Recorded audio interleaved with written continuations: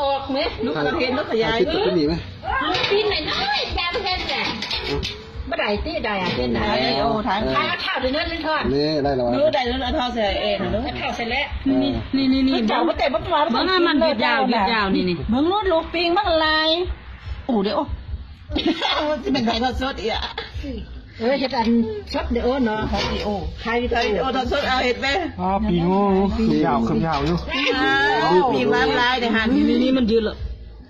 เช่ากินเท่าตลอดชีวิตละนี่ไหนจางยืดยางปลาเลยก้อนเลยยืดยางต้องซื้อขนอาราธามาเนี่ยเขาสื่อมาอีกปีงสูแมนแต่นี่เป็นเลี้ยงจริงเด้อพี่น้องเลยอันนี้คือปีงควายอยู่ในเตากินกันตายตัวนี้โคตรดีขนาดนี้ไปซะ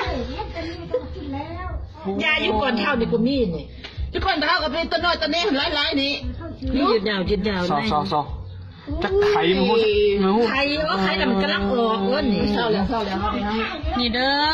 ปีงมาจากข้าวจานนี่เด้อสื่อมาใหม่ทางไลน์เอ้ยไปกันเบิ้งนี่เด้อไลน์ให้เลือกกินแดด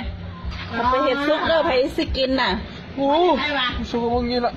บอกได้กะว่าได้กะนี่อยู่นี่เองนะเลือกกินแดดยาวอยู่อันเป็นข้าวที่กินเป็นวิตามินได้เห็ดซุปกินวิตามินเดียวมากินน้ำอะไรนู้มันนี่ก็ใส่สิก็เห็นดีนักอ่ะเห็นโอ้ยืดยาวอยู่โอ้ตัวใหญ่แต่นี่หันเบิ่งเม็ดตัวมันก็ใหญ่นี่ก็นั่นข้อที่มันข้อถิ่นตัวใหญ่ในวันมันขี้เยอะ